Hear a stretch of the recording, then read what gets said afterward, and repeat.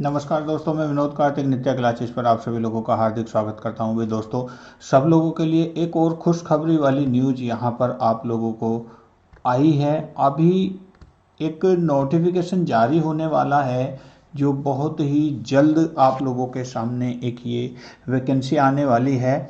यानी कि ये आपका बेसिक शिक्षा अनुभाग 3 परीक्षा नियामक प्राधिकारी उत्तर प्रदेश प्रयागराज के सेवा में ये जो सचिव हैं उनके लिए ये लेटर भेजा गया है। और उसमें देखें आगे क्या है, किस लिए इसको भेजा गया है, उसकी सारी डिटेल हम यहाँ जानते हैं। उत्तर प्रदेश के अशासकीय सहायता प्राप्त जूनियर हाई स्कूल इनमें प्रधानाध्यापक और सहायक अध्यापक के रिक्त पदों के चयन के लिए भर्ती परीक्षा आयोजित कराए जाने के संबंध में इसको यहाँ भेजा गया है। अब इसमें आगे क्या क्या है, क्या इसमें आगे शर्तें होंगी, उसके बारे में हम थोड़ा सा यहाँ आगे डिस्कस करते हैं।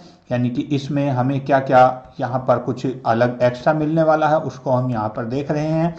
तो ये लिखा है ऊपर, कृपया उपयुक्त विषय यानी कि जो यहाँ पर विषय दिया गया है उसके संदर्भ में यहाँ पर एक भर्ती प्रधानाध्यापक और सहायक अध्यापक के रिक्त पदों पर चयन के लिए परीक्षा आयोजित कराए जाने के संदर्भ में ये कुछ बिंदु यहाँ पर दिए गए हैं जिनका हम एक एक करके डिस्कस कर रहे हैं।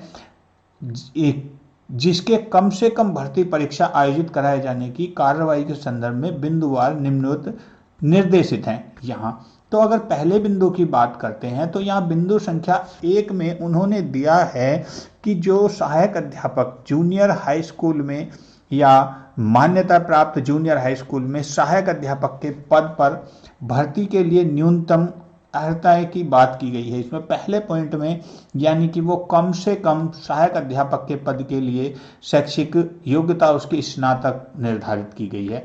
यानी कि सहायक अध्यापक के पद पर भर्ती के लिए परीक्षा का स्तर स्नातक रखा जाएगा। यानी कि जो आपका एग्जाम भी होना है वो भी स्नातक आधार पर ही होने वाला है। तो एक पॉइंट तो इसमें ये निकल कर आ रहा है। दूसरे पॉइंट की बात कर रहे हैं। दूसरा पॉइंट है आपका कि बिंदु संख्या 2, यहाँ पर बिंदु संख्या 2 की बात कर रहे हैं। तो बिंदु संख्या 2 में जो यहाँ पर दिया गया है ये आपके सामने इसमें अवगत करा गया कि निःशुल्क और अनिवार्य बाल शिक्षा का अधिकार अधिनियम 2009 में जूनियर हाई स्कूल के लिए निर्धारित मान्य मानकों के अनुसार जूनियर हाई स्कूल में भाषा विज्ञान गणित और सामाजिक विज्ञान के जो सामाजिक विषय के जो अध्यापकों की उपलब्धता सुनिश्चित कराई जानी अनिवार्य है, ये भी यहाँ पर देखा गया। और साथ में आप लोगों को यहाँ पर ये एक और महत्वपूर्ण बात कही गई है कि सामान्य ज्ञान का प्रथम प्रश्न पत्र सभी प्रकार जो अभ्यर्थी होंगे उनके लिए सभी के लिए ये अनिवार्य रखा गया है। और आगे भाषा सामान्य अध्ययन तथा विज्ञान और गणित में से किसी एक खंड का अभ्यर्थी को चयन करना होगा।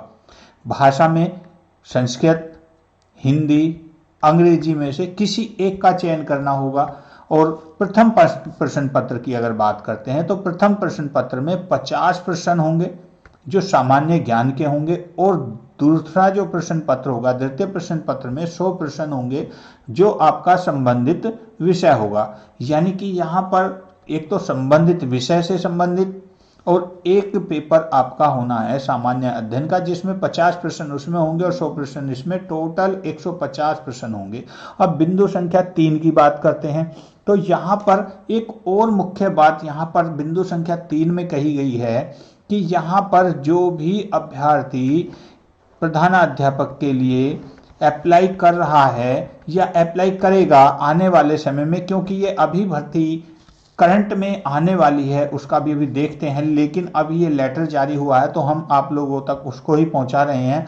केवल लेटर की आप सावधान हो जाएं। हमारा उद्देश्य है आप लोगों तक सूचना भेजना कि ये सूचना इस वक्त में आ चुकी है, तैयार है, बिल्कुल अब भर्ती के लिए बिल्कुल तैयार हो जाइए। तो इसमें यहाँ एक और दिया गया प्रधानाध्यापक पद के लिए जो चयन के लिए कम से कम योग्यता जो रखी गई है वो आपको स्नातक के साथ साथ 5 वर्ष का जो 5 वर्ष है उसका कार्य अनुभव होना अनिवार्य है। यानी कि पॉइंट नंबर 3 में कहा गया है कार्य अनुभव। पहले पॉइंट में कहा गया है कि जो न्यूनतम योग्यता है वो ग्रेजुएशन कम से कम होना है, स्नातक स्तर की बात कर रहे हैं।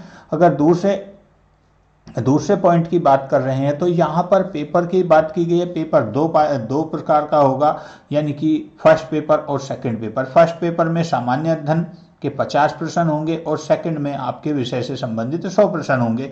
अब तीसरे बिंदु की बात करें तो तीसरे बिंदु में इन्होंने कहा है कि 5 वर्षों का शिक्षण अनुभव अनिवार्य है। अध्यापक के रूप में या प्रधानाध्यापक के रूप में आपको 5 वर्ष का अनुभव अनिवार्य है यहाँ इस भर्ती के लिए, आपको एप्लीकेबल रहने के लिए। अब इसके बाद अगर दूसरे और बिंदुओं की बात करते हैं, बिंदु नंबर 4, 5, 6, ये ज़्यादा कोई इतना महत्वपूर्ण नहीं है, इसके बारे में भी मैं आपको बताऊं।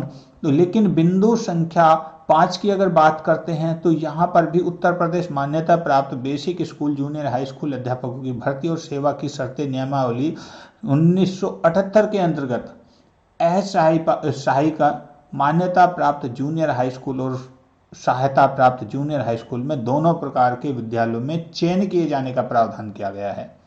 यानी कि ये आपके सहायता प्राप्त भी हैं और जूनियर हाई स्कूल भी हैं, दोनों ही प्रकार के विद्यालयों में यहाँ पर आपका चयन किया जाने के संबंध में ये जो आपका लेटर जारी किया जा रहा है ये उसी के संबंध में है। इसके बाद सबसे महत्वपूर्ण बिंदु है इसका बिंदु संख्या 8। इसमें 6 बिंदु की भी बात करते हैं, लेकिन यहाँ पर बिंदु संख्या 6 पॉइंट नंबर 6 बिंदु संख्या 8 की अगर बात करें सबसे महत्वपूर्ण और सबसे ज़्यादा इम्पोर्टेंट है आपके लिए। इस बिंदु में कहा गया है, जो बिंदु संख्या 8 है, इसमें कहा गया है कि इस भर्ती को टीईटी का एग्जाम जो है उससे पहले कंप्लीट कराया जाए, इसको पहले सुनिश्चित कराया जाए और उसके पश्चात टीईटी की परीक्षा 2020 का आयोजन किया जाना चाहिए। ये बहुत ही महत्वपूर्ण पॉइंट है कि टीईटी इसको देखकर ऐसा लग रहा है कि टीईटी की परीक्षा जो है आपकी ये इस एग्जाम के बाद में होने वाली है। जो टीईटी की परीक्षा 2020 जो पेंडिंग पड़ी हुई है अभी तक, उसको फिर दोबारा से पेंडिंग में डालने की तैयारी चल रही है यहाँ पर, और उससे पहले इस भर्ती को लाया जा रहा है। अब बात करते हैं इस भर्ती का जो टाइम है कि भर्ती होगी कब। अगर इस भर्ती की बात करते हैं, इसका परीक्षा कार्यक्रम कब का है, कब से इसकी प्लानिंग कर रहे हैं, तो उसके बारे में आइए थोड़ा सा देख लेते हैं। तो यहाँ पर विज्ञापन प्रकाशन की तिथि, यानी कि जो विज्ञापन इसका जारी होने वाला है, अगर उसकी बात करते हैं, विज्ञापन प्रकाशन की तिथि की बात करते हैं, तो ये 18 फरवरी 2021 को आपका विज्ञापन जारी हो रहा है। और आवेदन ऑनलाइन के लिए रजिस्ट्रेशन की तिथि जो होगी वो 22 फरवरी से आरंभ होगी। रजिस्ट्रेशन की अंतिम तिथि जो है 8 मार्च 2021 तक, ये लास्ट डेट होगी इसकी। आवेदन शुल्क जमा करने की तिथि जो होगी 9 मार्च 2021 तक होगी। आवेदन पूर्ण रूप से आवेदन का प्रिंट लेने की अंतिम तिथि 10 मार्च तक होगी। और उसके बाद परीक्षा केंद्रों के निर्धारण के लिए जनपद के जो आवेदकों की सूची है वो भी 10 मार्च को ही तैयार कर दी जाएगी। इसके बाद अगर और आगे बढ़कर देखते हैं, इससे आगे का जो प्रोग्राम है उसकी अगर बात करते हैं, तो इसमें जनपद स्तरीय, यानी कि जनपद स्तर पर जनपदीय समिति के द्वारा 19 मार्च 2021 को परीक्षा केंद्र निर्धारित करने की तिथि घोषित की गई है। और जनपदीय समिति के द्वारा 21 मार्च 2021 को जो निर्धारित केंद्र हैं उनकी सूची, छात्र आवंटन की सूची, ये सारी की सारी चीज़ें हार्ड कॉपी या सॉफ्ट कॉपी में ये सब प्रयागराज न्यायालय अधिकारी हैं उनको भेजे जाने के, इसमें अभी तक का शेड्यूल यहाँ पर बनाया गया है। परीक्षा केंद्रों की सॉफ्ट कॉपी NIC लखनऊ को प्रेषित करने की तिथि वो भी 23 मार्च 2021 को। और इसकी आगे अगर बात करते हैं प्रवेश पत्र की, प्रवेश पत्र लोड करने की तिथि जो यहाँ पर ये निर्धारित कर रहे हैं वो कर रहे हैं कि 5 अप्रैल 2021 को। और साथ में परीक्षा की तिथि जो है वो है 11 अप्रैल 2021 को इसकी परीक्षा होनी है। यानी कि सहायक अध्यापक पद के लिए सुबह 9 बजे से 11:30 तक ये 1.5 घंटे की परीक्षा होगी और जो प्रधानाध्यापक के पद की बात कर रहे हैं तो वो 1 बजे से लेकर 3:30 तक इस परीक्षा का आयोजन किया जाएगा। तो ये सारा का सारा परीक्षा का प्रोग्राम कुछ इस प्रकार था। और इसमें एक पाली और दूसरे पेपर की बात करते हैं तो दूसरा पेपर जो प्रश्न पत्र होगा वो 4:30 बजे से 5:30 बजे तक आपका होना अनिवार्य है। ये यहाँ पर आप लोगों के सामने जो सारा का सारा टोटल शेड्यूल यहाँ पर दिया गया है वो सब आपके सामने यहाँ मैंने आप लोगों के सामने डिस्कस कर दिया है। अब इससे आगे कि इस पेपर को करने के लिए, इस परीक्षा को देने के लिए आपके पास सिलेबस किस प्रकार का होना चाहिए, किस तरीके से आप तैयारी कर सकते हैं, क्या क्या उसमें किस किस तरीके के प्रश्न आने वाले हैं, उसके लिए मैं एक और वीडियो आपके लिए लेकर आ रहा हूं।